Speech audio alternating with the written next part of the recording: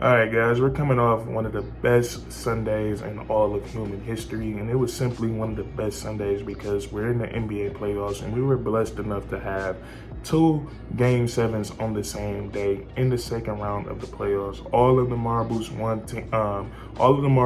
game to land a chance in the conference finals.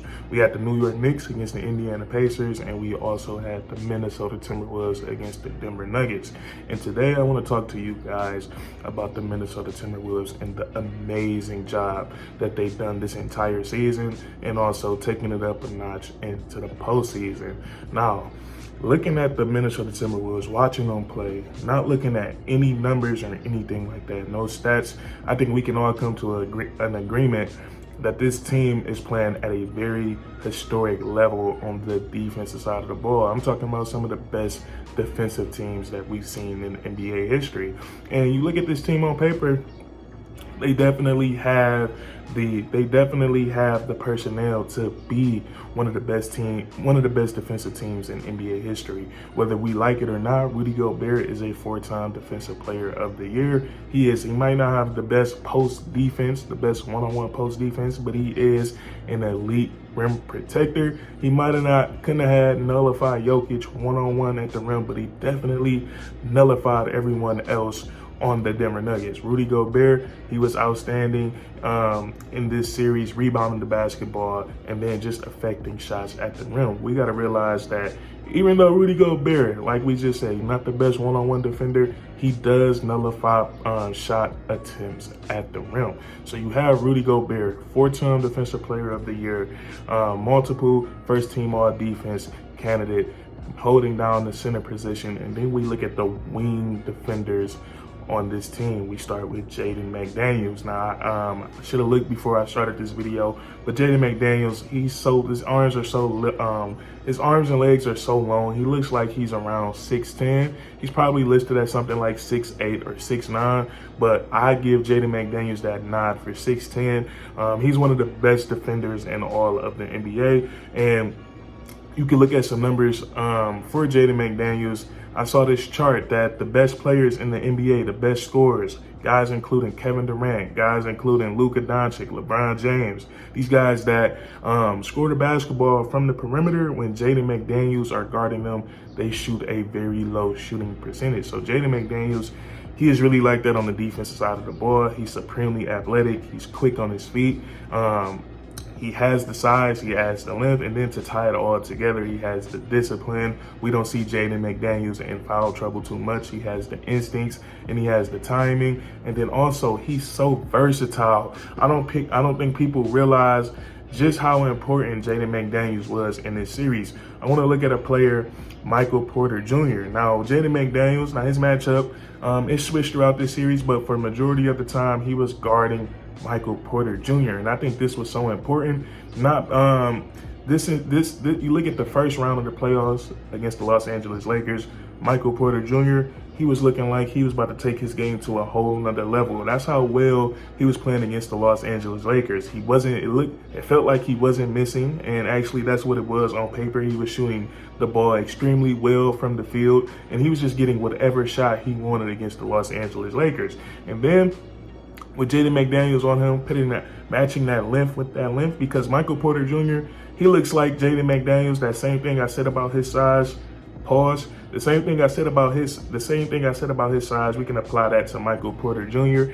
His arms and legs are also so long that he's probably up in that 6'10" range as well. But Jaden McDaniels, that being his matchup for the majority of this series, I think it was a huge difference maker for both the Minnesota Timberwolves and the Denver Nuggets. I feel like they kind of stalled this offense. Out with taking a player like Michael Porter Jr.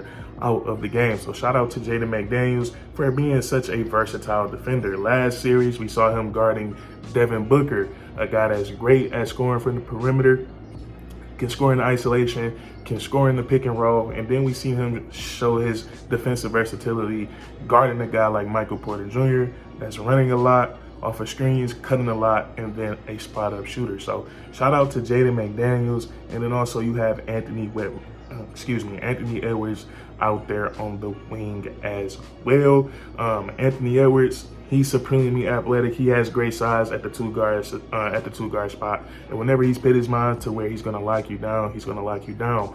Up until last night, I don't believe Jamal Murray had a game over 20 points. And just like Jaden McDaniels, Anthony Edwards, his matchup has switched a lot defensively, but majority of the time he was on Jamal Murray. Last night we saw Murray get off to a 20-plus point first half, and Ant-Man did a great job on him in the third and for most of the fourth quarter. I know Jamal Murray finished with 35 points, but you guys know how I go. You guys know how I go in the playoffs. When it's a close game or when it's an important game, teams are going to keep coming and coming. Pause once again, down, down the stretch. And that's where we saw Jamal Murray score a lot more of his points. But once again, another great individual performance by a defender on the Minnesota Timberwolves. Anthony Edwards. And then also, we can't be talking about giving these guys props on the defensive side of the ball and not talk about Karl Anthony Towns. Now, I saw this graphic when I was watching ESPN the other day. Forgive me, I don't forget what the exact numbers are, but the method that worked for the Minnesota Timberwolves was not having Rudy Gobert one-on-one with Nikola Jokic, but having Karl Anthony Towns be the guy that takes him on at the point of attack, getting physical with him, and then just allowing Rudy Gobert to guard Aaron Gordon, who's hanging out in that dunker spot, so he can be the last line of defense for the Minnesota Timberwolves, which makes the perfect sense. Rudy Gobert, like we established, he's not the greatest one-on-one post defender. So that was a great adjustment. Shout out to Karl Anthony Towns for stepping up and accepting that challenge, because Nikola Jokic, that is no easy feat. He had a few great games in this series, so you guys know how great Nikola Jokic could be. And then all these other guys, Mike Conley, and we got to realize Mike Conley, he spent majority of his career playing on a team that was defensive oriented, an organization that's grit oriented, and they still carry themselves in that fashion today, and that's the Memphis Grizzlies. So now the Minnesota Timberwolves are in such a great situation, and the Denver Nuggets find themselves in a predicament because once again you have a great defender on one of your guys that's supposed to knock down the open shots in the easy layups. Mike Conley, his assignment for majority of this series was Kentavious Caldwell-Pope, and I don't think it was a single game in Kentavious Caldwell-Pope. He's another guy that got off against the Lakers in the first round where he hit some big time shots in timely moments. He didn't have any of those moments in round 2 against the Minnesota Timberwolves. And that's because he's being guarded by a player that was once in his NBA career considered to be an elite defender at the point guard position. And even in the later stages of his career, he's still a pretty good perimeter on-ball defender. You got that type of guy on the Denver Nuggets' 5th option. So the Minnesota Timberwolves, I just think their defensive tenacity was outstanding in this series. I think they did a great job collectively, and they also did a great job individually. A lot of guys stepped up and made a lot of plays on the defensive side of the ball. So we got to give props to Coach Finch and the Denver Nuggets. In the Minnesota Timberwolves. They did a great job, executed their game plan well. I thought it was so big time for them to stick with keeping Cat, not letting the Defensive Player of the Year trophy get to their minds.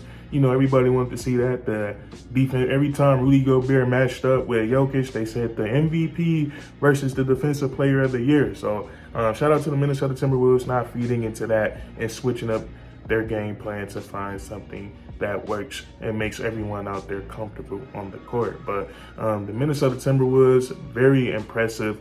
I think they were impressive, and in round 1, they showed that they can lock up the ISO style offense. Kevin Durant, Devin Booker, and Bradley Beal, three guys in the NBA that have the ability to score 30 points per game. They got clamped up by the Minnesota Timberwolves, swept in the first round, and then we get to see the Timberwolves go up against a team that's very motion heavy, a lot of ball movement within this offense. And not only does this offense has a lot of ball movement, but they can beat you with 2 players, telling everybody to get out of their way and go to work with Jamal Murray and Nikola Jokic. And also those 2 guys, their 2-man game is very elite. So I think the I think the Minnesota Timberwolves, they've done a fantastic job so far in these playoffs, displaying why they were the #1 team in defensive rating this year.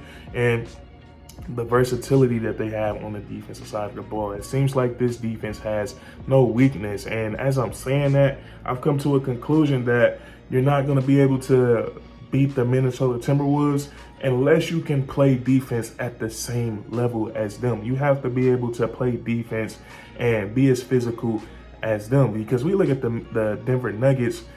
Yes, they're top 10 in defensive rating, but they don't really have anyone on their team that was ever known as a lockdown defender in their career. Maybe Contavious Caldwell-Pope, but he's never been considered at the top of the league when it comes to perimeter defense. And what allows the Denver Nuggets to be so good, and although not having a great individual defenders, that they have great size in their starting five. But what does the Minnesota Timberwolves have as well? They also have great size, but they have guys with defensive identities that are known for being lockdown defenders. So I think the Minnesota Timberwolves, their offense is good enough to where they're going to be able to compete with teams in terms of firepower. I think it's going to come down to usually we say who's going to be able to match this team's firepower, but now I'm going to say who's going to be able to match the tenacity on the defensive side of the ball.